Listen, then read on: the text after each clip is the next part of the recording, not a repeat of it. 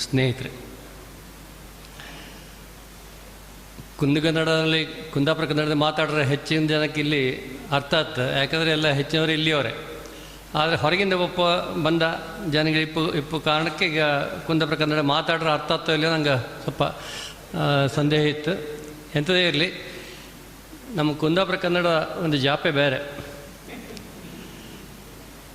ಅದು ಜೋರು, ಅದರ ರಭಸ, ಅದರ ರಾಪು, ಅದು ಕೆಂಪು ಚಂದ.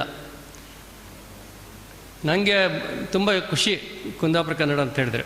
ನಾನು ಅಮೇರಿಕಾದಲ್ಲಿ ಅಕ್ಕ ಸಮ್ಮೇಳನಕ್ಕೆ ಹೋದ್ದು, ಚಿಕಾಗೋದಲ್ಲಿ ಕವಿಗೋಷ್ಠಿಗೆ. ನಾನು ಬರ್ಕೊಂಡು ಹೋದ ಪದ್ಯ ಬೇರೆ, ಆದರೆ ಅಲ್ಲಿ ಒಬ್ಬರು ಧಾರವಾಡ ಕನ್ನಡ ಶ್ರೇಷ್ಠ ಕನ್ನಡ ಪ್ರಪಂಚದಲ್ಲಿ ಇಲ್ಲ ಅಂತ ಹೇಳಿಬಿಟ್ರು. ನಂಗೆ ಆವಾಗ ಬೇಜಾರಾಯ್ತು. ಮಾತ್ರ ಅಲ್ಲ, ನಾವ್ರಿಗೆ ಕುಂದಾಪುರ ಕನ್ನಡ ರುಚಿ ಕಾಣಿಸ್ಕಂತ ಕಂಡಿತ್ತು. ಅಲ್ಲಿ ಕೂಡಲೇ ನಾನು ಬರ್ಕೊಂಡೋದ ಪದ್ಯ ಕೈ ಬಿಟ್ಕೊಂಡು ಕುಂದಾಪುರ ಕನ್ನಡದ ಬರೆದದ್ದೊಂದು ಪದ್ಯ ಅಲ್ಲಿ ಓದಿ ಹೇಳಿದೆ. ನಾ ಸಣ್ಣದ 20ಗೆ ಕುಂದಾಪುರದೊಳಗೆಲ್ಲ ಎಲ್ಕಂಡ್ರು ಮಲ್ಲಿಗೆ ಹೂ ಇದ್ದಿತ್ತು, ಎಲ್ಕಂಡ್ರು ಮಲ್ಲಿಗೆ ಘಮ್ ಅಂತಿತ್ತು. ಕುಂದೇಶ್ವರ ದೇವಸ್ಥಾನ ರಸ್ತೆಯ ಬದಿಗೆಲ್ಲ ಮಲ್ಲಿಗೆ ತೊಟ್ಟದ್ದೆ ಸಾಲಿದ್ದಿತ್ತು, ಮಲ್ಲಿಗೆ ತೊಟ್ಟದ್ದೆ ಸಾಲಿದ್ದಿತ್ತು. ಸಾಯಂಕಾಲ ಆಯ್ತಂದ್ರೆ ದೊಡ್ಡ ದೊಡ್ಡ ಮನುಷ್ಯರ ತಲೆ ಮೇಲೆ ಶಾಲು ಹೊದ್ಕೊಂಡು ಹೋತಿರಲ್ಲ. ಸಾಯಂಕಾಲ ಆಯ್ತಂದರೆ ದೊಡ್ಡ ದೊಡ್ಡ ಮನುಷ್ಯರೆಲ್ಲ ತಲೆ ಮೇಲೆ ಶಾಲು ಹೊದ್ಕೊಂಡು ಹೋತಿರಲ್ಲ, ಯಾಕಂದರೆ ಅಲ್ಲಿ ತುಂಬ ರಸಿಕತೆಯ ಜಾಗ ಅದು, ಮಲ್ಲಿಗೆ ತೋಟ. ಕತ್ಕತ್ಲೆ ಆಯ್ತಂದರೆ ಆಚೀಚೆ ಕಣ್ಕಂಡು ಪುಸ್ತಕಂತ ತೋಟದಾಗೆ ನುಗುಳ್ತಿದ್ರಲ್ಲೇ, ಪುಸ್ತಕಂತ ತೋಟದಾಗೆ ನುಗುಳ್ತಿದ್ರಲ್ಲೇ ಕುಂದಾಪುರ, ನನ್ನ ಕುಂದಾಪುರ ಎಲ್ಲೋಯ್ತೋ ಆ ಹಳೆಯ ಕುಂದಾಪುರ ಅಂತ ಹೇಳಿದಾಗ ಅಲ್ಲಿನ ಜನಗಳಿಗೆ ಎಷ್ಟು ಖುಷಿಯಾಯಿತು ಅಂತ ಹೇಳಿದ್ರೆ, ಅದು ಕವಿಗೋಷ್ಠಿ ಮುಗಿದ ಕೂಡಲೇ ಎಲ್ಲ ಓಡಿ ಬಂದು ನಾನು ಸಾಲಿಗ್ರಾಮದವ, ನಾನು ಚೇಂಪಿಯವ, ನಾನು ತಕ್ಕಟ್ಟೆಯವ, ನಾನು ಪಾಂಡೇಶ್ವರದವ, ನಾನು ಬೈಂದೂರ್ನವ, ಎಡತ್ರೇವ ಅಂಥೇಳಿ ನಮ್ಗೆ ಅಷ್ಟು ಖುಷಿ ಆಯಿತು. ಕುಂದಾಪುರ ಇದ್ದಂಗೆ ಆಯ್ತು ಮಾರ್ರೆ, ಇಂಥ ಚಂದ ಭಾಷೆ ಇದು ಅಂತ. ಚಂದ್ರಶೇಖರ್ ಕಂಬಾರ್ ಬಂದು ನನ್ನ ಹೊಟ್ಟೆ ಮೇಲೆ ಹೊಡೆದು ಹೇಳಿದ್ರು, ಎಂಥ ಹೆಬ್ಬಾರ್ರಿ ಎಷ್ಟು ಚಂದ ಇತ್ತು, ನಂಗೆ ಗೊತ್ತೇ ಇಲ್ಲ ಮಾರ್ರೆ, ನಾನು ನಮ್ಮದೇ ಭಾಷೆ ಚಂದ ಅಂತ ಎಣಿಸ್ಕೊಂಡಿದ್ದೆ ಅಂತ ಹೇಳುವವರೆಗೆ ಕುಂದಾಪುರ ಕನ್ನಡ ಒಂದು ಜಯಬೇರಿ ಬಾರ್ತ್ ಅಂತ ಹೇಳಿದ್ರೆ ನಮ್ಮ ಕುಂದಾಪುರ ಕನ್ನಡವೇ ಚಂದ ಅಂತ ನಾನು ಹೇಳುತ್ತೆ. ಅದೆಂಥದೇ ಇರಲಿ, ಸುಮಾರು ಸಮಯ ಆಯ್ತು ನಾನು ಈಚೆ ಬದಿ ಬಾರದೆ, ಹೊರಗೆ ಬರಲಿಲ್ಲ. ಈ ಕೊರೋನಾದಿಂದಾಗಿ ಲಾಭ ನಷ್ಟ ಎರಡೂ ಅನುಭವಿಸುವ ನಾನೇ. ಲಾಭ ಸುಮ್ಮನೆ ಕೂತ್ಕೊಂಡು ಅಷ್ಟು ತಿಂಗಳು ಕಳೆಯುವ ಬದಲಿಗೆ ಒಂದಿಷ್ಟು ಪುಸ್ತಕ ನಂದೇ, ಲೇಖನ, ಕತೆ, ಕವನ, ಹಾಸ್ಯ, ಪ್ರವಾಸ, ಹಿಂಗಂದೇಳಿ ಒಂದು 12 ಪುಸ್ತಕ. ಇವತ್ತು ನೀವು ಹೇಳ್ತೀರಿ ನಿಮ್ಮದು ಚೊಚ್ಚಲ ಪುಸ್ತಕ ಅಂತ. ನಾನು 12 ಪುಸ್ತಕವೂ ಚೊಚ್ಚಲ ಪುಸ್ತಕ, ಅದರಲ್ಲಿ ಯಾವ ಚೊಚ್ಚಲ ನಂಗೆ ಗೊತ್ತಿಲ್ಲ. ಈಗ 12 ಪುಸ್ತಕ ಒಟ್ಟಿಗೆ ಬಿಡುಗಡೆ ಮಾಡಿತ್ತು ಮೊನ್ನೆ ನವೆಂಬರ್ 1ನೇ ತಾರೀಕಿಗೆ. ಹಾಗಾಗಿ ನಾನು ಸಹ ಚೊಚ್ಚಲ ಕೃತಿಯ ಲೇಖಕ, ನಿಮ್ಮ ಹಾಗೆ. ನಾವೇನು ದೊಡ್ಡವನಲ್ಲ ಸಣ್ಣವನಲ್ಲ. ಹಾಗಾಗಿ ನಷ್ಟ ಎಂತ ಹೇಳಿದ್ರೆ, ನನಗೆ ನಾನು ಎಷ್ಟೊತ್ತಿಕೊಂಡ್ರೂ ಹೊರಗೆ ಹೋಗಿ ಭಾಷಣ ಮಾಡುವ, ಎಷ್ಟೊತ್ತಿಕೊಂಡ್ರೂ ಮಾತಾಡುವ, ರಾತ್ರಿ ಮಧ್ಯರಾತ್ರಿ ಬಂದು ಕರೆದು ಕೂಡ ಹೋಗಿ ಮಾತಾಡೋ. ತಿಮ್ಮಪ್ಪ ಶೆಟ್ಟರು ಗುದೀತು. ನಾನು ಕೇಂಬ ನೀ ಯಾಕೆ ಹೋಗಿ ಭಾಷಣ ಮಾತಾಡ್ತೀರಿ ಯಾಕೆ ಅಂತ ಹೊರಗೆ ಹೋಗಿ. ನಾನು ಹೇಳ್ತೇನೆ ಮನೆಯೊಳಗೆ ಮಾತಾಡೋಕ್ಕಾಗ್ತಿಲ್ಲ, ಹಾಗೆ ಹೊರಗೆ ಹೋಗಿ ಮಾತಾಡೋದು ಅಂತ ಹೇಳಿ. ಈ ಕೊರೋನಾ ಬಂದಾಗಿ ಈ ಮನೆಯೊಳಗೂ ಮಾತಾಡೋಕ್ಕಾಗ್ತಿಲ್ಲ, ಹೊರಗೆ ಹೋಗೋಗೂ ಬಾಯಿ ಮುಚ್ಚಿಕೊಂಡು ಹೋಯ್ಕೀಗ. ಬಾಯಿಗೂ ಮೂಗುಗೂ ಎರಡಕ್ಕೂ ಮುಚ್ಚಾಕೊಂಡು ಹೊರಗೆ ಹೋಗ್ಬೋದು ಅಂತ ಹೇಳಿದರೆ, ಇದರಷ್ಟು ದೊಡ್ಡ ನಷ್ಟ ನಮ್ಮ ಗಂಡಸರಿಗೆ ಆದಷ್ಟು ಹೆಂಗಸರಿಗೆ ಆಗಲೇ ಇಲ್ಲ. ಹೆಂಗಸರಿಗೆ ಬಗ್ಗೆ ಬೇಕಾದಷ್ಟು ಮಾತಾಡ್ತಾರೆ ಮನೆಗೆ, ಮನೆಗೂ ಮಾತಾಡೋಕ್ಕಿಲ್ಲ, ಇವತ್ತು ಹೊರಗೂ ಮಾತಾಡೋಕ್ಕಿಲ್ಲ ಅಂತ ಆಯಿತು.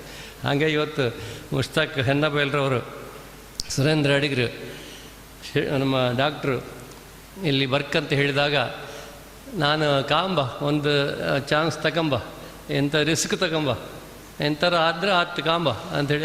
ಹೆಂಗಿದ್ರೆ 80 ವರ್ಷ ಆಯಿತು. 80 ವರ್ಷ ಆಪಲ್ವರೆಗೆ ಎಲ್ಲೂ ಹೊತ್ತಿಲ್ಲ ಅಂತ ಮಾಡಿದೆ. 80 ವರ್ಷ ಮುಗಿಸ್ಲೇಬೇಕಂದ್ರೆ ಈಗ 80 ವರ್ಷ ಆಯಿತು. ಇನ್ನು 100 ವರ್ಷದವರೆಗೆ ಏನು ತೊಂದರೆ ಇಲ್ಲ ಅಂತ ಕಾಣುತ್ತೆ. ನೀವೇ ಹೇಳಲಿಲ್ಲ, ನಾನೇ ಹೇಳೋದು. ಹಾಗಾಗಿ ಇವತ್ತಿಲ್ಲಿ ಬಂದೆ, ಭಾಳ ಖುಷಿ. ಯಾಕಂದ್ರೆ ನಾನು ಈ ವೇದಿಕೆ ಇತ್ತಲ್ಲ, ಇದರಷ್ಟು ಒಳ್ಳೆಯ ವೇದಿಕೆ ನನಗೆ ಮತ್ತೆಲ್ಲೂ ನಾನು ಕಾಣ್ತಿಲ್ಲ. ಈ ರೀತಿಯಾಗಿ ಜನ ಕೂತ್ಕೊಂಬೋದು, ಎಂಬುದು ಒಂದು ಕಾರಂತ್ರನ ಅಂಬುದು, ಆ ಕಾರಂತ್ರ ಒಂದು ಕೃಪಾ ಕಟಾಕ್ಷ ನಮ್ಮ ತಲೆ ಮೇಲೆ ಇರ್ತದೆ. ಮಾತಾಡೋಕೆ ಅಷ್ಟು ಖುಷಿ ಇಲ್ಲಿ ಮಾತಾಡೋಕೆ ಇದ್ದಷ್ಟು ಸ್ಫೂರ್ತಿ ನನಗೆ ಮತ್ತೆಲ್ಲೂ ಮಾತಾಡೋಕೆ ಬರ್ತಿಲ್ಲ. ಆ ರೀತಿಯ ಒಂದು ವಾತಾವರಣ ಇಲ್ಲಿ ಈ ಕಾರಂತ ಥೀಮ್ ಪಾರ್ಕ್ ನನಗೆ ಆಯಿತು. ನರೇಂದ್ರ ಕುಮಾರ್ ಭಾಳ ಚೆಂದ ಮಾಡಿದ್ದನ್ನು ಕಣ್ಕೊಂಬಂತು. ಶ್ರೀನಿವಾಸ ಪೂಜಾರರ ಪ್ರಯತ್ನದಿಂದಾಗಿ ಇಷ್ಟೆಲ್ಲ ಮಾಡಿತ್ತು. ನಾವು ಅವರನ್ನೆಲ್ಲ ನೆನೆಸ್ಕೊಳ್ಬೇಕು. ಯಾವ ಊರಿನಲ್ಲಿ ಮಾಡಿದ್ದಾರೆ ಸ್ವಾಮಿ, ಯಾವ ಊರಿನಲ್ಲಿ ಯಾವ ಸಾಹಿತಿಗೆ ಈ ರೀತಿ ಮಾಡಿದ್ದಾರೆ, ನಿರಂತರ ನಡೀತಕ್ಕಂಥ ಕಾರ್ಯಕ್ರಮ ಮಾಡಿದ್ದಾರೆ. ಇಷ್ಟು ಚಂದದ ಒಂದು ಚಿತ್ರಗಳ ಇಟ್ಟುಕೊಂಡು ಗ್ಯಾಲರಿ ಇಟ್ಕೊಂಡು ಕಾರಂತರ ಬಗ್ಗೆ. ಕುಂದಾಪುರದ ಒಂದು ಹೆಮ್ಮೆ ಅವರು ಕಾರಂತರು. ಕುಂದಾಪುರದ ಕೋಟ ಎಲ್ಲ ಒಂದೇ. ಯಾಕೆ ಅವ್ರು ಕೆಲಸ ಮಾಡಿದಂಥ ಅವರ ಆಡುಂಬಲ ಎನ್ನುವುದು ಕುಂದಾಪುರ. ಇದಿಷ್ಟು ಈ ಹಿನ್ನೆಲೆ ಬಗ್ಗೆ ಮಾತಾಡಿದ ಮೇಲೆ ನನಗೆ ಈ ಪುಸ್ತಕ ಅನಾವರಣ ಮಾತಾಡುವಾಗ ಮುಸ್ತಕ್ ಹೆನ್ನಾಲ್ ಬೈಲ್ ಬಗ್ಗೆ ಹೇಳೋದು ನನಗೆ ಘಟನೆ ನೆನಪಾಗ್ತದೆ. ಘಟನೆ ಅಂದರೆ ನನಗೆ ಭಾಳ ಪ್ರೀತಿ ಇದ್ದಂಥ ಒಂದು ಸಂಗತಿ ಅದು. 2018ರಲ್ಲಿ ತೀರಿ ಹೋದಂಥ ಒಬ್ಬ ದೊಡ್ಡ ಮನುಷ್ಯ ಡಾಕ್ಟರ್ ಸ್ಟೀಫನ್ ಹಾಕಿಂಗ್. ಇವರಿಗೆಲ್ಲ ಪ್ರೊಫೆಸರಿಗೆಲ್ಲ ಗೊತ್ತಿತ್ತು ಅವರಿಗೆ. ಡಾಕ್ಟರ್ ಸ್ಟೀಫನ್ ಹಾಕಿಂಗು 2018ರಲ್ಲಿ 74ನೇ ವರ್ಷದಲ್ಲಿ ತೀರಿ ಹೋದ. 42ನೇ ವರ್ಷದಲ್ಲಿ ಹುಟ್ಟಿದವ. ಎಂಥ ಅದ್ಭುತ ಗಣಿತ ಪ್ರತಿಭೆ, ಎಂಥ ಅದ್ಭುತ ಭೌತಶಾಸ್ತ್ರದ ಪ್ರತಿಭೆ ಅಂದರೆ ಅವನಿಗೆ ಎಲ್ಲ ಕಡೆಯೂ ಚಿನ್ನದ ಮೆಡ್ಲು, ಎಲ್ಲರ ಕಡೆಗೂ ಪ್ರಶಸ್ತಿ, ಡಾಕ್ಟರೇಟು ಎಲ್ಲ ಸಿಕ್ಕಿತ್ತು. ಆದರೆ 63ನೇ ಇಸ್ವಿ ಆಗುವಾಗ ಅವನಿಗೆ ಒಂದು ರೀತಿಯ ಮೋಟರ್ ನ್ಯೂರೋ ಅಂಥೇಳಿ ಒಂದು ಕಾಯಿಲೆ, ನರಕ್ಕೆ ಸಂಬಂಧಪಟ್ಟಂಥ ಕಾಯಿಲೆ ಬಂದು ಇಲ್ಲಿಂದ ಹಿಡಿದ ಮೇಲೆ ಪೂರ ಪಕ್ಷವಾತ. ಅಲ್ಲಾಡ್ಸ್ಲಿಕ್ಕೆ ಸಾಧ್ಯ ಇಲ್ಲ, ಮಾತಾಡ್ಲಿಕ್ಕೆ ಸಾಧ್ಯ ಇಲ್ಲ, ಮಾತೇ ಬಿದ್ದೋಯ್ತು. ಅಂಥ ಪ್ರತಿಭಾವಂತನಿಗೆ ಮಾತೇ ಬಿದ್ದೋಯ್ತು. ಗಾಲಿ ಕುರ್ಚಿಯಲ್ಲಿ ಕೂತಂಥ ಮನುಷ್ಯ ಸ್ನಾಯುಗಳ ಕೆನ್ನೆಯ ಸ್ನಾಯುವಿನ ಚಲನೆಯಿಂದ ಒಂದು ಸಣ್ಣ ಪುಟ್ಟ ಯಂತ್ರವನ್ನು ಚಾಲು ಮಾಡಿ ಅದರ ಮೂಲಕ ಮಾತನ್ನು ಹೊರಡಿಸ್ತಕ್ಕಂಥ ಒಂದು ಯಂತ್ರ ಇತ್ತು. ಮಾತಾಡಲಿಕ್ಕೆ ಅದೇ ಮಾತಾಡ್ತದೆ. ಇವನ ಮನಸ್ಸಲ್ಲಿದ್ದದೆಲ್ಲ ಅದು ಹೇಳ್ತದೆ, ವಾಯಲ್ಲಿದ್ದೆಲ್ಲ ಇವನಿಗೆ ಮಾತಾಡಲಿಕ್ಕೆ ಆಗೋದಿಲ್ಲ. ಅಷ್ಟು ಕಷ್ಟಪಟ್ಟಾದರೂ ಅವ ಇದ್ದುಕೊಂಡು ಗಾಲಿ ಕುರ್ಚಿಯಲ್ಲೇ ಇದ್ದು 2018ರವರೆಗೆ ಕಪ್ಪು ರಂಧ್ರದ ಬಗ್ಗೆ ಎಂಥ ಆವಿಷ್ಕಾರ, ಎಂಥ ಶೋಧನೆ. ದೇವಕಣದ ಬಗ್ಗೆ, ದೇವರ ಒಂದು ಅಸ್ತಿತ್ವವನ್ನು ಒಂದು ಕಂಡುಹಿಡಿದವ ಒಬ್ಬ ಮನುಷ್ಯ ಇದ್ದ ಅಂದರೆ ಅವನು ಡಾಕ್ಟರ್ ಸ್ಟೀಫನ್ ಹಾಕಿಂಗ್. ಅದ್ಭುತವಾದಂಥ ಒಂದು ಕೆಲಸವನ್ನು ಗಾಲಿ ಕುರ್ಚಿಲಿದ್ದುಕೊಂಡು ಬರೀ ತಲೆ ಮಾತ್ರ ಕೆಲಸ ಮಾಡಿದ್ದೆ, ಮತ್ತು ಯಾವುದು ಕೆಲಸ ಮಾಡ್ತಾ ಇರಲಿಲ್ಲ. ಆ ರೀತಿಯ ಒಂದು ಸಾಧನೆಯನ್ನು ಮಾಡಿದಂಥ ಅವನ ಜೀವನ ಎನ್ನುವುದು ಯಾವಾಗಲೂ ನನಗೆ ಸ್ಫೂರ್ತಿ. ಅದನ್ನು ಯಾಕೆ ಹೇಳ್ತೇನೆ ಅಂದರೆ, ನಮಗೆ ಕೈಕಾಲು ಗಟ್ಟಿ ಇಲ್ಲದಿದ್ರೂ ಅಡ್ಡಿಲ್ಲ, ಇದೊಂದು ಗಟ್ಟಿ ಇರಬೇಕು. ಈ ತಲೆ ಒಂದು ಗಟ್ಟಿ ಇದ್ದರೆ ಸಾಹಿತ್ಯ ಬರಲಿಕ್ಕೆ ಸಾಧ್ಯ. ಸಾಹಿತ್ಯಕ್ಕೆ ಮುಖ್ಯ ಬೇಕಾದ್ದೇ ಬುದ್ಧಿ, ತಲೆ, ಮನಸ್ಸು, ಮೆದುಳು ಹೊರತು ಮತ್ಯಾವುದೂ ಅಲ್ಲ. ಆ ಮನುಷ್ಯ ಗಾಲಿ ಕುರ್ಚಿಯಲ್ಲಿದ್ದುಕೊಂಡು ಅಷ್ಟು ಬಾಹ್ಯಾಕಾಶದಲ್ಲಿ ಅವರೆಗೆ ಆಲೋಚನೆಗಳನ್ನು ಹರಿಸಿಕೊಂಡು ಸಂಶೋಧನೆ ಮಾಡಿ ಪ್ರಪಂಚದಲ್ಲೇ ದೊಡ್ಡ ಸ್ಥಾನ ಪಡೆದಂತಾದರೆ ಕೊರೋನಾ ಒಂದು ಲೆಕ್ಕಕ್ಕೇ ಇಲ್ಲ ನಮಗೆ ಸಾಹಿತ್ಯ ರಚನೆಗೆ. ಹೆನ್ನಬೈಲೂರು ಅಂಥ ಒಂದು ಕೃತಿಗಳನ್ನು ಮಾಡಿದ ಪರಿಭ್ರಮಣ ಎನ್ನುವಂಥ ಒಂದು ಕೃತಿ, ಅದು ಸಾಹಿತ್ಯಕ್ಕೆ ಬೇಕಾಗಿದ್ದಂತೆ ಈ ಬುದ್ಧಿಶಕ್ತಿ, ಚಿಂತನೆ. ಈ ಚಿಂತನೆ ಎನ್ನುವಂಥದ್ದು ಬರೋತಕ್ಕಂಥದ್ದೇ ಇಲ್ಲಿ. ಅದು ಸಮಯ ಇದ್ದರೆ ಎಲ್ಲ ಸಮಯ ಇರ್ತದೆ. ಹಾಗಾಗಿ ಸಾಹಿತ್ಯವೂ ಕೂಡ ಸಮಯಲಿಕ್ಕೆ ಸಾಧ್ಯ ಇರ್ತದೆ. ಹಾಗಾಗಿ ಒಂದು ಸಮಾಜದ ಆಗು ಹೋಗುಗಳ ಚಿಂತನೆ ಮಾಡಬೇಕಾದ್ರೆ ನಮ್ಮ ತಲೆ ಮೊದಲು ಸರಿ ಇರಬೇಕಾಗಿರ್ತದೆ. ಹಾಗೆ ತಲೆ ನಾವು ಸರಿ ಇಟ್ಟುಕೊಂಡ್ರೆ ಮಾತ್ರ ಇಂತಹ ಒಂದು ಒಳ್ಳೆಯ ಕೃತಿಗಳನ್ನು ಮಾಡಿಕೊಳ್ಳಲಿಕ್ಕೆ ಸಾಧ್ಯ ಅಂತ ನನಗೆ ಅನ್ನಿಸ್ತದೆ. ನನಗೆ ಹೊಸ ಪರಿಚಯ ಮುಸ್ತಕ್ ಹೆನ್ನಬೈಲ್. ಏನೂ ಪರಿಚಯದವರಲ್ಲ, ಅವರೊಬ್ಬ ಹೊಸ ಹುಡುಗ. ಇವರು ಹೇಳಿದ್ರು, ಅರಂಜಿ ಚಕ್ಕೋಡಿಯವರು, ಹೊಸ ಪೀಳಿಗೆಯ ಹುಡುಗರು ಅಂಥೇಳಿ. ಭಾಳ ಸಂತೋಷ. ಅವರ ಬರೆದದನ್ನು ಓದಿದಾಗ ಅದು ನಿಜವಾಗಿ ಪರಿಭ್ರಮಣ, ಇಡೀ ಪ್ರಪಂಚದ ಪರಿಭ್ರಮಣ ಉಂಟಲ್ಲಿ. ಇಲ್ಲಿನ ಒಂದು ಸುತ್ತಮುತ್ತಲಿನ ಆಗುಹೋಗುಗಳ ಬಗ್ಗೆ ಅಲ್ಲ, ಇಡೀ ಪ್ರಪಂಚದ ಸಂಗತಿಗಳ ಬಗ್ಗೆ ಅವರು ಪರಿಭ್ರಮಣ ಮಾಡ್ತಾ ಇದ್ದಾರೆ. ಅಷ್ಟರ ಮಟ್ಟಿಗೆ ಅವರು ತನ್ನ ನೋಟವನ್ನು ಸುತ್ತ ಹೊರಳಿಸಿದ್ದಾರೆ. ಅದಕ್ಕೆ ನಾನು ಹೇಳಿದೆ ಆಗ, ಬರೀ ತಲೆ ಮಾತ್ರ ಇದ್ದರೆ ಸಾಕಾಗ್ತದೆ, ಏನಿದ್ರೂ ಸಾಕಾಗೋದಿಲ್ಲ ಅಂತ. ಮಿಲ್ಟನ್ ಕುರುಡನಾಗಿದ್ದರೂ ಕೂಡ ಮಹಾಕಾವ್ಯಗಳನ್ನು ರಚಿಸಿದ. ಬಿಥೋವನ್ ಕಿವುಡನಾಗಿದ್ದರೂ ಕೂಡ ಸಂಗೀತದ ಮಹಾರಚನೆಗಳನ್ನು ಮಾಡಿದ. ಅಂಥದ್ದು ಯಾವುದು ದೌರ್ಬಲ್ಯಗಳಲ್ಲಿದ್ದಂಥ ಮನುಷ್ಯ ಯಾಕೆ ತನ್ನ ಸೂಕ್ತ ಪ್ರತಿಭೆಗಳನ್ನು ಅರಳಿಸಿಕೊಂಡು ಇಂತಹ ಕೃತಿಗಳನ್ನು ರಚಿಸಬಾರದು ಅಂತ ಈ ಪುಸ್ತಕ ನೋಡಿದಾಗ ನನಗೆ ಅನ್ನಿಸ್ತದೆ. ಚಿಂತನೆಗೆ ಹಚ್ಚುವಂಥ ಲೇಖನಗುಚ್ಛ ಅದು. ಹಳೆಯ ಸಿನಿಮಾ ಟಾಕೀಸ್ಗಳ ಬಗ್ಗೆ ನನಗೆ ಖುಷಿಯಾದ ಲೇಖನ ಅಂದರೆ ಅದೇ. ನಿಮಗಿಂತ ಹಳೆಯವರು ನಾವು. ಅಂಥ ಇನ್ನೂ ಹಳೆಯ ಟಾಕೀಸ್ಗಳನ್ನು ಕಂಡವರು ಕುಂದಾಪುರದಲ್ಲಿ ಲಕ್ಷ್ಮೀನಾರಾಯಣ ಟಾಕೀಸ್ ಅಂತೇಳಿ, ನಮ್ಮ ಗಣಪತಿ ಶೆಟ್ಟರವರು. ತಟ್ಟಿ ಟಾಕೀಸ್ ಅಂತ ಹೇಳಿದ್ರೆ ಅದು ಒಂದು ಅರ್ಧಾಣೆ ನೆಲಕ್ಕೆ ಅರ್ಧಾಣೆ, ಕುರ್ಚಿಗೆ ಒಂದಾಣೆ, ಮತ್ತು ಮೇಲೆ 4 ಆಣೆ, ಹೀಗೆ ಅರ್ಧಣ ನೆಲದಲ್ಲಿ ಕೂತ್ಕೊಂಡ್ರೆ ಮತ್ತು ಅದನ್ನು ಸೋಪ್ ಹಾಕಿ ತೊಳಲಿಕ್ಕೆ, ಚಡ್ಡಿ ತೊಳಲಿಕ್ಕೆ ಜಾಸ್ತಿ ಖರ್ಚಾಗ್ತಿತ್ತು ಆ ಸಮಯದಲ್ಲಿ, ನೆಲದಲ್ಲಿ ಕೂತ್ಕೊಳ್ಳುವಂಥದ್ದು. ಎಷ್ಟರ ಮಟ್ಟಿಗೆ ಅಂತ ಹೇಳಿದ್ರೆ ಶ್ರೀನಿವಾಸ ಕಲ್ಯಾಣ ಸಿನಿಮಾ ಬಂತು, ಆ ಥಿಯೇಟ್ರ್ ಸಾಕಾಗದೆ ಕಡೆಗೆ ದೊಡ್ಡ ದೊಡ್ಡ ಪರದೆಗಳನ್ನೆಲ್ಲ ಹಾಕಿ ಥಿಯೇಟ್ರಿಗೆ ಗರ್ಭ ಧರಿಸಿದ ಹಾಗೆ ಥಿಯೇಟ್ರ್ ದೊಡ್ಡದಾಗ್ತದೆ, ಹೊಟ್ಟೆ ಹೋಗ್ತದೆ, ಥಿಯೇಟ್ರಿಗೆ ಹೊಟ್ಟೆ ಬರ್ತದೆ, ಅಷ್ಟರ ಮಟ್ಟಿಗೆ ಕುರ್ಚಿ ಹಾಕಿ ಅವರು ಪೂರೈಸ್ತಿದ್ರು. ಎಂಥ ಒಂದು ಸಿನಿಮಾ ಥಿಯೇಟ್ರ್ಗಳ ಕತೆ ಕೇಳಲಿಕ್ಕೆ ಹೋದರೆ, ಹಂಟರ್ ವಾಲಿ ಅಂತ ಒಂದು ಸಿನಿಮಾ ಬಂತು ಆಗಿನ ಕಾಲದಲ್ಲಿ. ಅಲ್ಲಿ ಒಬ್ಬ ಕೊರಗ ಅಂತಿದ್ದ, ಅವರ ದೈತ್ಯ ಆಕಾರದ ಒಬ್ಬ ಆಳು. ಅವನಿಗೆ ಹಂಟರ್ ವಾಲಿಯ ಡ್ರೆಸ್ ಹಾಕಿ ಕೈಯಲ್ಲಿ ಚಾಟಿ ಹಿಡಿದು ಎತ್ತಿನ ಗಾಡಿ ಮೇಲೆ ನಿಲ್ಲಿಸಿ ಪ್ರಚಾರ ಮಾಡಿಸಿದರು. ಎಂಥ ರಶ್ಶು ಆ ಸಿನಿಮಾಕ್ಕೆ, ಹಂಟರ್ ವಾಲಿ ಸಿನಿಮಾಕ್ಕೆ. ಆಗಿನ ಕಾಲದ ಈಗ ಯಾರು ಮಾಡ್ತಾರೆ? ಶ್ರೀನಿವಾಸ ಕಲ್ಯಾಣ ಮಂಟಪ ಸಿನಿಮಾ ಬಂತು, ತಿರುಪತಿ ದೇವಸ್ಥಾನದ್ದೇ ಪ್ರತಿರೂಪ ಮಾಡಿ ಅಲ್ಲಿ ಒಂದು ಹುಂಡಿ ಇಟ್ಬಿಟ್ರು. ಹುಂಡಿಗೆ ಬಂದ ದುಡ್ಡು ಅಂದರೆ ಅಷ್ಟಪ್ಪ ದುಡ್ಡು ಪೂರ ಇವರಿಗೆ. ಥಿಯೇಟ್ರಲ್ಲಿ ಆದ ಸಂಪಾದನೆಗಿಂತ ಹುಂಡಿಯಲ್ಲಿ ಬಿದ್ದ ದುಡ್ಡೇ ಜಾಸ್ತಿ. ಆ ರೀತಿಯ ಒಂದು ಮತ್ತೊಂದು ಇದು ತೂಫಾನ್ ಎಕ್ಸ್ಪ್ರೆಸ್, ನಮಗೆ ನೆನಪಿರತಕ್ಕಂಥ ಸಿನಿಮಾ ಹೇಳ್ತಾ ಇದ್ದೇನೆ. ತೂಫಾನ್ ಎಕ್ಸ್ಪ್ರೆಸ್ ಅಂತ ಒಂದು ಸಿನಿಮಾ ಬಂತು. ಅದು ತೂಫಾನ್ ಎಕ್ಸ್ಪ್ರೆಸ್ ನಮ್ಮನೆಯಲ್ಲೇ ಒಂದು ರೈಲ್ವೆ ಬೋಗಿಯನ್ನು ಮಾಡಿ ಎತ್ತಿನ ಗಾಡಿಗೆ ಶೇಪ್ ತಂದು ಅದರ ಹೊಗೆ ಹೋಗುವಾಗೆ ಮಾಡಿ ಊರಿನಲ್ಲೆಲ್ಲ ರಸ್ತೆಯಲ್ಲೆಲ್ಲ ಮೆರವಣಿಗೆ ಹೋದದ್ದು. ಎಂಥ ರಶ್! ಅದನ್ನು ನೋಡಿದಂಥ ತೂಫಾನ್ ಎಕ್ಸ್ಪ್ರೆಸ್ ನೋಡದೇ ಇದ್ದವರಿಲ್ಲ. ಸಿನಿಮಾ ಗಣಪತಿ ಶೆಟ್ಟರ ಮಂಡ್ಯ ಎಲ್ಲ ಆ ನಮನೆ. ನಾನು ಉದಯವಾಣಿಯಲ್ಲಿ ಅದ್ರ ಬಗ್ಗೆ ಒಂದು ವಿಸ್ತೃತವಾದಂಥ ಲೇಖನ ಭಾಳ ಹಿಂದೆ ಬರೆದಿದ್ದೆ. ನಮ್ಮ ಮುಷ್ತಾಕ್ರವರು ಬರೆದಂತಹ ಲೇಖನದಲ್ಲಿ ಇಂಥದ್ದೇ ಎಲ್ಲ ಭಾಳ ಮೋಜಿನ ಪ್ರಸಂಗಗಳಿದ್ದಾವೆ. ಹೇಗೆ ಹಿಂದಿನ ಸಂಪ್ರದಾಯವಾದಿ ವ್ಯಕ್ತಿಗಳೆಲ್ಲ ಒಂದು ರೇಪು ಸೀನ್ ಆಗುವಾಗ ಅಲ್ಲಿ ಜಾಗ ಖಾಲಿ ಮಾಡಿ ಮನೆ ಹೋಗ್ತಿದ್ರು, ಅದನ್ನೆಲ್ಲ ಬರೆದಿದ್ದಾರೆ ಭಾಳ ಸಂಗತಿಗಳು. ಮತ್ತು ದೊಡ್ಡ ಮನುಷ್ಯರು ಹೋಗಿ ಫ್ಯಾನ್ ಇದ್ದ ಜಾಗ ಹೋಗಿ ಕೂತ್ಕೊಳ್ಳೋದು, ಫ್ಯಾನ್ ತಿರುಗೋದಿಲ್ಲ.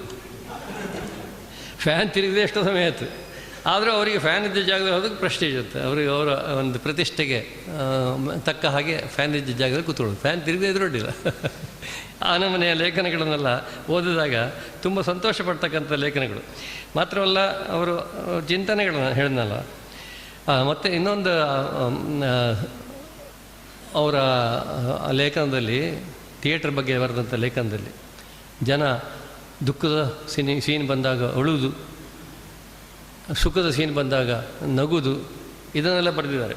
ಆಗ ನನಗೆ ನೆನಪಾಗಿದ್ದೆ ಅಂದರೆ, ನಮ್ಮ ಐರೋಡಿಯಿಂದ ಒಬ್ಬರು ಹಿರಿಯರು ಸಿನಿಮಾ ನೋಡ್ಲಿಕ್ಕಂತಲೇ ಕುಂದಾಪುರ ಬರ್ತಿದ್ರು. ನಮ್ಮ ಮನೇಲಿ ಉಳ್ಕೊಳ್ಳೋದು, ಶಂಕರ ಸಿನಿಮಾಗೆ ಹೋಪ ಮಾರಾಯ ಅಂತ ನನ್ನನ್ನು ಕರ್ಕೊಂಡು ಹೋಗೋದು. ನಾವು ಸಣ್ಣ ಹುಡುಗಾಗ ನಮಗೊಂದು ಪುಕ್ಕಟ್ಟೆ ಸಿನಿಮಾ ಕಾಮಕ್ಕೆ ಭಾರಿ ಖುಷಿಯಾಗಿ ಅವರೊಟ್ಟಿಗೆ ಹೋಗೋದು. ಭಾಗ್ಯವಾನ್ ಅಂತ ಒಂದು ಸಿನಿಮಾ, ಹಿಂದಿ ಸಿನಿಮಾ. ಅದರ ಕೊನೆಯಲ್ಲಿ ಒಂದು ರೈಲ್ವೆ ಅಪಘಾತ, ಅದು ರೈಲು ಬರ್ತದೆ, ಹಳಿ ತಪ್ಪಿದೆ, ಒಬ್ಬ ಹುಡುಗ ಓಡಿ ಬರ್ತಾನೆ ನಿಶಾನೆ ಹೇಳ್ಕೊಂಡು ನಿಲ್ಲಿಸ್ಬೇಕಂತೇಳಿ. ಕಡೆಗೂ ಆ ಮೊಮೆಂಟ್ ಬರುವಾಗ ರೈಲು ನಿಂತು ಬಿಡ್ತದೆ. ಭಾಗ್ಯವಾನನ್ನು ಎಲ್ಲರೂ ಎತ್ತಿ ಇಡ್ತಾರೆ, ಭಾರಿ ಖುಷಿ ಪಡ್ತಾರೆ. ಈ ಮನುಷ್ಯ ನನ್ನ ಪಕ್ಕದಲ್ಲಿ ಕೂತಂತ ನಮ್ಮ ಹೈರೋಡಿಯ ಹಿರಿಯವರು ಎದ್ದು ನಿಂತು ಚಪ್ಪಾಳೆ ತಟ್ಟಿದ್ರು. ಚಪ್ಪಾಳೆ ಎಲ್ಲ ಇಡೀ ಥಿಯೇಟ್ರನ್ನ ಹಿಂದೆ ನೋಡಿದ್ರು. ಅವರನ್ನು ಇವರಿಗೆ ಅಂತ ಆಯ್ತು ಮಾರ್ಯಾರೆ ಅಂತೇಳಿ. ಇಂಥದ್ದು ಮಾತ್ರ ಅಲ್ಲ, ಇನ್ನೊಂದು ಸಲ ಹಾಗೆ ತಿರುಪತಿಯ ಒಂದು ದೃಶ್ಯ ಬಂತು. ದೇವರಿಗೆ ಆರತಿ ಎತ್ತಿ ಹೀಗೆ ಆರತಿ ತಂದರು ಸಿನಿಮಾದಲ್ಲಿ. ಇವರು ಎದ್ದೆಂತೂ ಆರತಿ ತಗೊಂಡರು. ಎಂಥ ಒಂದು ತನ್ಮಯತೆ ನೋಡಿ ಆಗಿನ ಕಾಲದಲ್ಲಿ. ಅಷ್ಟರ ಮಟ್ಟಿಗೆ ಸಂಗತಿಗಳು ನಂಗೆ ನೆನಪಾಯ್ತು. ಇವರ ಒಂದು ಲೇಖನದಾಗಿ ನನ್ನ ಹಳೆಯ ನೆನಪುಗಳೆಲ್ಲ ಕೆದಕಿಕೊಂಡು ಬಂದಿತ್ತು. ಭಾರಿ ಒಳ್ಳೆಯ ಲೇಖನಗಳು. ಮಾತ್ರ ಅಲ್ಲ, ಅವರು ಜಗತ್ತಿನ ಬಗ್ಗೆ ಅವರ ಒಂದು ಅಭಿಪ್ರಾಯ ಹೇಳ್ತಾರೆ. ಜಗತ್ತು ಇವತ್ತು ಮಾನಸಿಕವಾಗಿ ಅಸ್ವಸ್ಥ ಆಗಿದೆ ಅಂತ ಬರೆದು ಬಿಟ್ಟಿದ್ದಾರೆ ನಮ್ಮ ಹೆನ್ನಬೇಲ್ರವರು. ಜಗತ್ತು ವಸ್ತುನಿಷ್ಠ ದೃಷ್ಟಿ ಹೊಂದಿರಬೇಕು ಅಂತಲೂ. ಕೇಜ್ರಿವಾಲ್ರ ಬಗ್ಗೆ ಒಂದು ಲೇಖನ ಬರೀತಾ, ನನ್ನ ಭಾಷಣಗಳ ಬಗ್ಗೆ ಅಲ್ಲ, ರಾಜಕೀಯ ಭಾಷಣಗಳ ಬಗ್ಗೆ ಅಂತ ಅಂದುಕೊಂಡಿದ್ದೆ ನಾನು. ಏನಂದರೆ, ಇವತ್ತು ಭಾಷಣಗಳು ಭಾರತವನ್ನು ಆಳ್ತಾ ಇದ್ದಾವೆ ಅಂತ.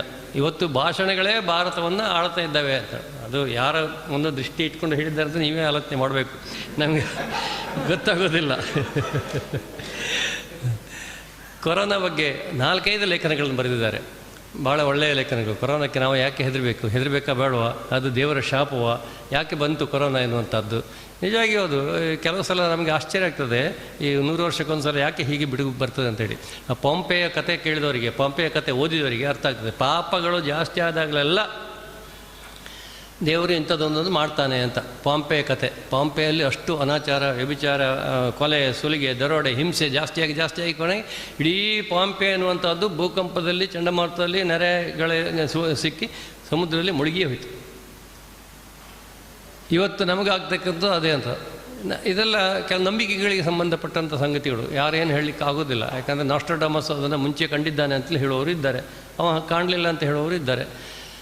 ನಾನು ಧರ್ಮಸ್ಥಳಕ್ಕೆ ಹೋಗಿದ್ದಾಗ ನಮ್ಮ ವೀರೇಂದ್ರ ಹೆಗ್ಡೆ ಹತ್ರ ಒಂದು ಮಾತಾಡೋಣ ಕೇಳಿದೆ. ಸ್ವಾಮಿ, ನಿಮ್ಮಲ್ಲಿ ಆಣೆ ಭಾಷೆ ಎಲ್ಲ ಬಿಡುಗಡೆ ಮಾಡ್ಕೊಳ್ಳಿಕ್ಕೆಲ್ಲ ಬರ್ತಾರಲ್ಲ, ಈ ನಿಜವಾಗಿ ಆಣೆ ಭಾಷೆ ಎನ್ನುವಂಥದಕ್ಕೆ ಪವರ್ ಉಂಟಾ, ಶಕ್ತಿ ಉಂಟಾ ಅಂತ ಕೇಳಿದೆ. ಅದಕ್ಕೆ ಹೆಗ್ಡೆಯರು ಭಾಳ ಮಾರ್ಮಿಕವಾಗಿ ಉತ್ತರ ಕೊಟ್ಟರು. ಹೆಗ್ಡೆಯರು ಹೇಳಿದ್ರು, ಹೆಬ್ಬರ್ರೆ, ಆಣೆ ಭಾಷೆ ಅದು ಎಂತ ಅಂತ ನಾವು ಹೆಚ್ಚು ತಲೆ ಖರ್ಚು ಮಾಡೋದು ಬೇಡ. ಆದರೆ ನನ್ನ ದೃಷ್ಟಿಯಲ್ಲಿ ಅವ್ರು ಹೇಳೋದು, ಒಬ್ಬ ಮನುಷ್ಯ ಇನ್ನೊಬ್ಬ ಮನುಷ್ಯನಿಗೆ ನೋವು ಮಾಡಿದರೆ, ಆ ನೋವಾದಂಥ ಮನುಷ್ಯ ಅಯ್ಯೋ ಅಂತ ಮರಿಯಿದ್ರೆ ಸಾಕು, ಅದೇ ಆಣೆ, ಅದೇ ಭಾಷೆ, ಅದೇ ಶಾಪ ತಾಗೇ ತಾಗ್ತದೆ ಇನ್ನೊಬ್ಬನಿಗೆ, ಅದೇ ಕರ್ಮ ಸಿದ್ಧಾಂತ ಅಂತ ಹೇಳ್ತಾರೆ ಅವರು. ಹಾಗಾಗಿ ಅನ್ಯಾಯಗಳು ಜಾಸ್ತಿ ಆದಾಗಲೆಲ್ಲ ಆ ಅನ್ಯಾಯಕ್ಕೆ ಪ್ರತಿಯಾಗಿ ಒಂದು ಕರ್ಮ ಸಿದ್ಧಾಂತದ ಪ್ರಕಾರವೋ ಅಥವಾ ನ್ಯೂಟನ್ನ ಅಥವಾ ಸಿದ್ಧಾಂತದ ಪ್ರಕಾರವೋ ಒಂದೊಂದು ಶಕ್ತಿಗೆ ಇನ್ನೊಂದು ಶಕ್ತಿ ಉಂಟಂತ ಹೇಳ್ತಾರಲ್ಲ, ಅದು ಆಗಿಯೇ ಆಗ್ತದೆ ಎನ್ನುವಂಥದ್ದನ್ನು ಅವರ ಒಂದು ಅನೇಕ ಲೇಖನಗಳಲ್ಲಿ ಈ ಶಾಪಗಳ ಬಗ್ಗೆ, ದೇವರುಗಳ ಬಗ್ಗೆ, ಕೊರೋನಾ ಯಾಕೆ ಬಂತು ಎನ್ನುವ ಬಗ್ಗೆ ಎಷ್ಟು ಮಟ್ಟಿಗೆ ಅಂದರೆ ಅವರು ಮಹಾಭಾರತವನ್ನು ಬಹುಶಃ ಒಳ್ಳೆ ರೀತಿಯಲ್ಲಿ ತಿಳ್ಕೊಂಡಿದ್ದಾರೆ, ರಾಮಾಯಣ ತಿಳ್ಕೊಂಡಿದ್ದಾರೆ, ರಾಮ ಸೇತು ಬಗ್ಗೆ ತಿಳ್ಕೊಂಡಿದ್ದಾರೆ, ರಾಮ ಜನ್ಮಭೂಮಿ ಬಗ್ಗೆ ಬರೆದಿದ್ದಾರೆ. ನನಗೆ ಖುಷಿಗಾಗಿದ್ದಂದರೆ ಅದು ಬರೆದಕ್ಕಂಥ ಖುಷಿಯಾಗಿದ್ದಲ್ಲ, ಆ ಬರೆದದರಲ್ಲಿ ಮುಸ್ತಾಕ್ರವರು ಅವರ ಹೆಸರೇ ಸೂಚಿಸುವ ಹಾಗೆ ಅದನ್ನು ನಂಬುವಂತಹ ಒಂದು ಸಮುದಾಯದವರಲ್ಲ. ಆದರೂ ಕೂಡ ಅತ್ಯಂತ ಸಮತೋಲನವನ್ನು ಕಾಪಾಡಿಕೊಂಡು ಆ ಲೇಖನಗಳನ್ನು ಬರೆದಿದ್ದಾರೆ. ಆ ತಲೆ ಇಟ್ಕೊಂಡು ಬರೆದಿದ್ದಾರೆ. ಸಮತೋಲನ ಕಾಪಾಡಿ, ಯಾರಿಗೂ ನೋವಾಗದಿದ್ದ ರೀತಿಯಲ್ಲಿ ಸಮತೋಲನ ಕಾಪಾಡ್ಕೊಂಡು ಅದಕ್ಕೆ ಭಾಳ ಕಷ್ಟ ಅಂಥವರಿಗೆ. ಅದಕ್ಕೋಸ್ಕರ ಅವರನ್ನ ಅಭಿನಂದಿಸಬೇಕಾಗ್ತದೆ. ಸುಶಾಂತ್ ರಾಜ್ಪೂತ್ ಬಗ್ಗೆ ಉಂಟು, ಕಂಗನಾ ರಾಣಾವತ್ ಬಗ್ಗೆ ಉಂಟು, ಯಾರ ಬಗ್ಗೆ ಬರೆಯಲಿಲ್ಲ ಅಂತ ಹೇಳಲಿಕ್ಕೆ ಸಾಧ್ಯವಿಲ್ಲ. ಸಂದೀಪ್ ಉನ್ನಿಕೃಷ್ಣನ ಸಾಹಸದ ಬಗ್ಗೆ ಉಂಟು, ರಾಜ್ಕುಮಾರ್ ಬಗ್ಗೆ ಬರೆದಿದ್ದಾರೆ, ದ್ರೌಪದಿ ವಸ್ತ್ರಾಪರಣ ಬಗ್ಗೆ ಬರೆದಿದ್ದಾರೆ, ಶೈಲಜಾ ಟೀಚರ್ ಕರೋನಾವನ್ನು ಹೇಗೆ ಎದುರಿಸಿದ್ರು ಅಂತ ಬರೆದಿದ್ದಾರೆ, ಇಬ್ರಾಹಿಂ ಸುತಾರ್ರವರ ಬಗ್ಗೆ ಬರೆದಿದ್ದಾರೆ. ಎಲ್ಲಕ್ಕಿಂತ ಹೆಚ್ಚಿಗೆ ನ್ಯಾಯದ ಪರಿಭಾಷೆಗೆ ಹೊಸ ಭವಿಷ್ಯ ಮತ್ತು ಮುನ್ನುಡಿಯನ್ನು ಬರೆದಂಥ ಇಸ್ಲಾಮಿನ ಖಲೀಫಾ ಉಮರ್ ಎನ್ನುವಂಥ ಒಬ್ಬ ಚಕ್ರವರ್ತಿ, ಭಾಳ ಚಿಂದಿ ಬಟ್ಟೆಯ ಚಕ್ರವರ್ತಿ, ಒಂದು ಮಸೀದಿಯನ್ನು ಒಬ್ಬ ಯಹೂದಿಯ ಮನೆಯ ಅಂಗಳವನ್ನು ಆಕ್ರಮಿಸಿ ಕಟ್ಟಿದ ಕಾರಣ ಯಹೂದಿ ಕೊಟ್ಟಂಥ ದೂರನ್ನು ಅಂಗೀಕರಿಸಿ ಆ ಮಸೀದಿಯನ್ನೇ ಕೆಡವಬೇಕು ಅಂತ ಆದೇಶ ಮಾಡಿದಂಥ ಒಂದು ಕತೆ ಓದಿದಾಗ ನನಗೆ ನಿಜವಾಗಿ ರೋಮಾಂಚನ ಆಯಿತು. ಇಂಥದ್ದು ಎಲ್ಲ ಆಗಿತ್ತಾ ಈ ಹಿಂದೆ ಎನ್ನುವಂಥದ್ದನ್ನು. ಒಬ್ಬನ ಜಾಗವನ್ನು ಒಂದು ಸ್ವಲ್ಪ ಮಾತ್ರ ಅತಿಕ್ರಮಿಸಿದ ಕಾರಣಕ್ಕೆ ಅವ ಹೇಳ್ತಾನಂತೆ ಯಹೂದಿ, ನನಗೆ ಪ್ರತಿಫಲ ಕೊಟ್ಟರು ಸಾಕು, ನನ್ನ ಜಾಗಕ್ಕೆ ಮಸೀದಿ ಹೊಡಿಬೇಕಂತ ನಾನು ಹೇಳಲಿಲ್ಲ. ಆಗ ಖಲೀಫಾ ಉಮರ್ ಹೇಳ್ತಾರಂತೆ, ಇಲ್ಲ ನ್ಯಾಯ ಅಂದರೆ ನ್ಯಾಯ, ಇಂಥದ್ದೆಲ್ಲ ಇನ್ನು ಮುಂದೆ ಯಾರು ಮಾಡಬಾರ್ದು ಎನ್ನುವುದಕ್ಕೆ ಈ ರೀತಿಯ ದಂಡನೆ ಅಂತ ಹೇಳ್ತಾರೆ. ಮರಣದಂಡನೆ ಬಗ್ಗೆ ಹೇಳ್ತಾರೆ. ಮರಣದಂಡನೆ ಬಗ್ಗೆ ಒಂದು ಲೇಖನ ಇದೆ. ಮರಣದಂಡನೆ ಯಾಕೆ ಕೊಡ್ತಾರೆ, ಇಂಥದ್ದು ಇನ್ನು ಮುಂದೆ ಯಾರು ಮಾಡಬಾರ್ದು, ಅಂಥವರು ಈ ಜಗತ್ತಿನಲ್ಲಿ ಇರಬಾರ್ದು ಎನ್ನುವಂಥ ದೃಷ್ಟಿಯನ್ನು ಕೊಡ್ತಾರೆ ಅನ್ನೋದಕ್ಕೆ ಅದೊಂದು ಉದಾಹರಣೆಯಾಗಿ ಮಸೀದಿಯನ್ನು ಕೆಡವಿತಕ್ಕಂಥ ಪ್ರಸಂಗ ಬರ್ತದೆ. ಹೀಗೆ ಇಸ್ಲಾಮಿನ ಬಗ್ಗೆ ಇಸ್ಲಾಮಿನ ಪ್ರಥಮ ಯುದ್ಧ 313 ಜನ ಇದ್ದವರು ದೊಡ್ಡ ಸೈನ್ಯವನ್ನು ಹೇಗೆ ಸೋಲಿಸಿದರು ಆ ದೇವರು. ಪ್ರವಾದಿ ಹೇಳ್ತಾರೆ, ಆ ದೇವರ ಸಹಾಯ ಇಲ್ಲದೆ ಸಾಧ್ಯ ಆಗ್ತಿರಲಿಲ್ಲ ಅಂತ ಹೇಳ್ತಾರೆ. ಹೀಗೆ ಒಂದು ಸಮಗ್ರ ಚಿಂತನೆಯನ್ನು ಅನೇಕ ದಿಕ್ಕುಗಳಲ್ಲಿ ಚಿಂತಿಸುವ ಹಾಗೆ ಒಂದು ಪುಸ್ತಕ ಮಾಡಿದ್ದಿದ್ದರೆ ಅದು ಪರಿಭ್ರಮಣದಲ್ಲಿ ಕಾಣ್ತದೆ. ಬಹಳ ಪ್ರಥಮ ಪುಸ್ತಕ ಆದರೂ ಕೂಡ ಚಿಂತನೆಗೆ ಹಚ್ಚತಕ್ಕಂತಹ ಪುಸ್ತಕ ಆಗಿದ್ದು, ಒಬ್ಬ ಬುದ್ಧಿಜೀವಿಗಳಲ್ಲಿ ಸ್ವಲ್ಪ ಮಟ್ಟಿಗೆ ಆಸಕ್ತಿಯನ್ನು ಕೆರಳಿಸ್ತಕ್ಕಂಥ ಪುಸ್ತಕ ಆಗಿದ್ದು, ಅದನ್ನು ಇವತ್ತು ನಾನು ಬಿಡುಗಡೆ ಮಾಡಿದ್ದೇನೆ. ಮುಸ್ತಾಕ್ ಹೆನ್ನಾಬೈಲ್ರವರಿಗೆ ಮುಂದೆ ಅವರ ಸಾಹಿತ್ಯ ಸೇವೆಯಲ್ಲಿ ಪ್ರಗತಿ ದೊರೆಯಲಿ, ಯಶಸ್ಸು ದೊರೆಯಲಿ, ಅವರು ಶ್ರೇಷ್ಠ ಲೇಖಕರಾಗಿ ಮೂಡಿಬರಲಿ ಅಂತ ಹಾರೈಸಿ, ಅವರ ಹಾಗೆ ಚೊಚ್ಚಲು ಕೃತಿಯ ರಚನೆಕಾರನಾದಂಥ ನಾನು ಅವರಿಗೆ ಹಾರೈಕೆಯನ್ನು ಹೇಳಿ ನನ್ನ ಮಾತುಗಳು ಮುಗಿಸ್ತೇನೆ. ನಮಸ್ಕಾರ.